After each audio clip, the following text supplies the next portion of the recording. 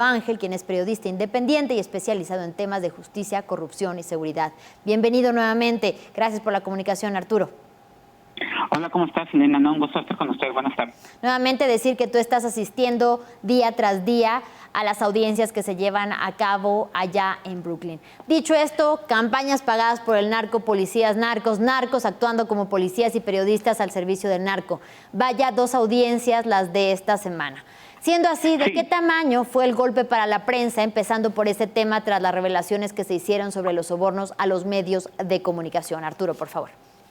Sí, bueno, abrimos la semana, esta semana que ya es la 4ª semana del juicio en contra de García Luna, si tomamos en cuenta la primera semana que fue para elegir el jurado. Comenzamos esta semana, el lunes, pues con el testimonio del que fuera secretario de Finanzas del exgobernador Humberto Moreira en Coahuila, ¿no? Es este señor Héctor Villarreal, que lo que vino a contar en el juicio de García Luna es cómo, pues a través de Humberto Moreira se pagaron campañas en medios de comunicación, pues para generarle buena prensa a Genaro García Luna, ¿no? Sobre todo después de aquel episodio que ya se ha narrado por varios testigos en este juicio, de cuando tuvo un presunto intento de secuestro, suponiendo que sea verdad, en la carretera a Cuernavaca, ¿no? Este hecho lo publicó la revista Proceso en el 2007,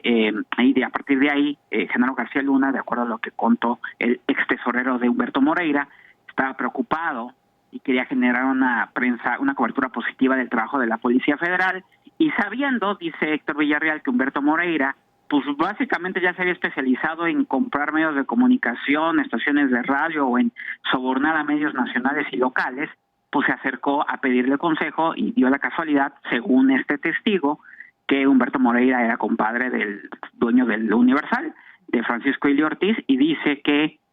Humberto Moreira arregló este favor para García Luna, que finalmente, según Héctor Villarreal, se acordó que se le pagaría al Universal algo así como 20 millones de pesos mensuales para que estuviera generando una cobertura positiva del trabajo de la Secretaría de Seguridad Pública Federal de García Luna, pero el dinero salía de Coahuila, ¿no? De Coahuila simulaba pagos a empresas por servicios o que no existían, o lo disfrazaba como campañas de publicidad, y se mostró como prueba, Elena, una factura expedida para el Universal por 10 millones de pesos, que fue un pago extra que además se hizo ese periódico por una urgencia que supuestamente tenía García Luna, y donde se pone como concepto de esa factura que era para darle publicidad a una campaña de turismo en el 2009, pero dice el tesorero de Humberto Moreira que esa campaña nunca existió, que solo fue la justificación para formalizar el pago, pero que el pago en realidad era, de nuevo, un favor de García Luna, una especie de soborno al Universal para que no le generara prensa negativa. El Universal, por supuesto, desde ayer y hoy rechazó eso y dice que son testimonios sin sustento, ¿no? Y hoy tuvimos la comparecencia de Edgar Beitia, quien fuera fiscal de Nayarit hace unos años, y lo menciono porque también en el renglón de la prensa, Elena, pues este señor Beitia dijo que en el gobierno del exgobernador Roberto Sandoval en Nayarit, o sea, estamos hablando entre 2009 y 2015 más o menos, también se pagó y se generaron sobornos a medios de comunicación para generar campañas positivas, y que el Estado se encontraba muy bien, ¿no? Entonces, sin duda la prensa está en el ojo del huracán esta semana. Así es, sin duda, y justamente hablas de Edgar Beitia. ¿Qué decir sobre el gobierno federal infiltrado por el narco? Por primera vez, informábamos, Felipe Calderón ha sido señalado directamente por nexos con el crimen organizado, nada menos que el expresidente que declaró la lucha contra el narcotráfico, la guerra contra el narcotráfico. Sí, luego el testimonio de Edgar Beitia fue, brutal, te diría, ¿no? No tanto en el tema no necesariamente por el tema de García Luna. En el asunto de García Luna sí señala algunas cosas Edgar Beitia que no le constan directamente, sino que eran comentarios que él escuchó de los narcotraficantes con los que él reconoce haber trabajado desde que trabajaba como director de la Policía de Tránsito de Tepic hasta volverse fiscal general del estado de Nayarit, ¿no? Lo que narra ya a propósito del expresidente Felipe Calderón es que en alguna ocasión que habían secuestrado a policías municipales en Tepic, él tuvo una plática con el entonces gobernador Ney González, antes de que Roberto Sandoval se convirtiera luego en su sucesor, pero tuvo una plática en la camioneta con Ney González y que el gobernador Ney González le dijo a Beitia que lo que estaba, que acababa de regresar de la Ciudad de México de una reunión muy importante con Genaro García Luna y con Felipe Calderón, donde le habían dicho que la línea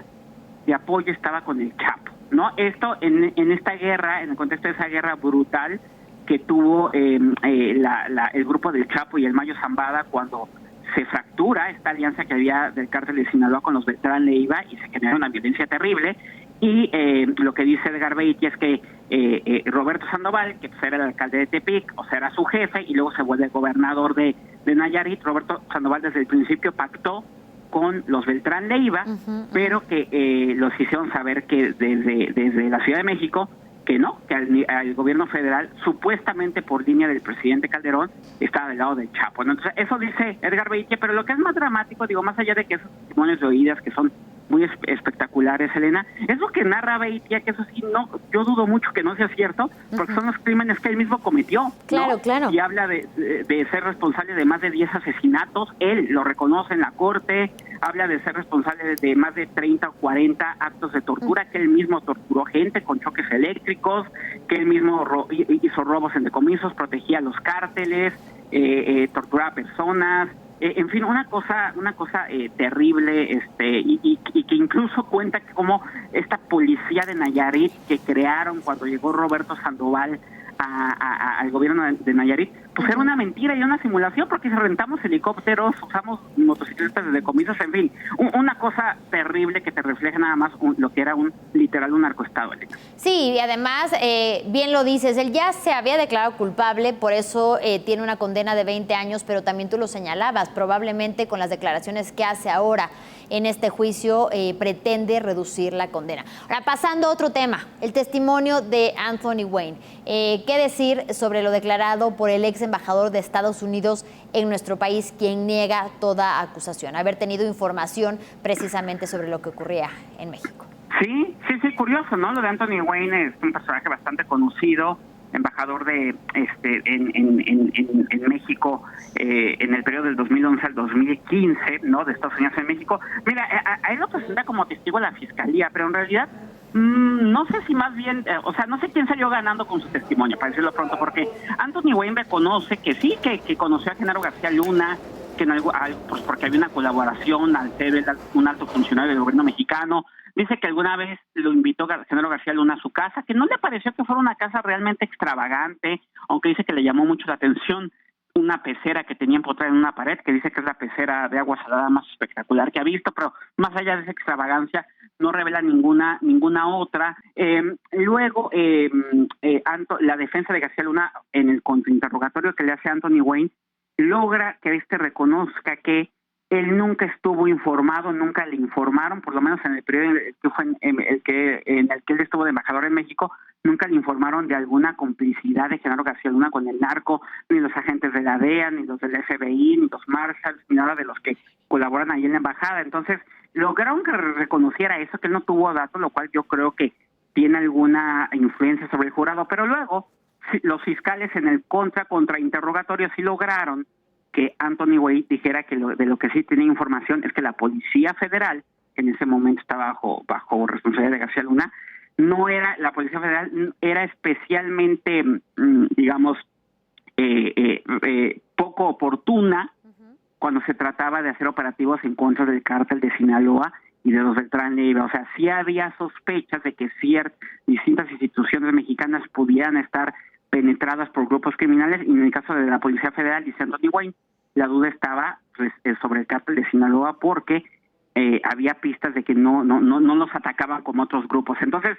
creo que Anthony Wayne, su testimonio confirma el tema de que García Luna era un funcionario importante,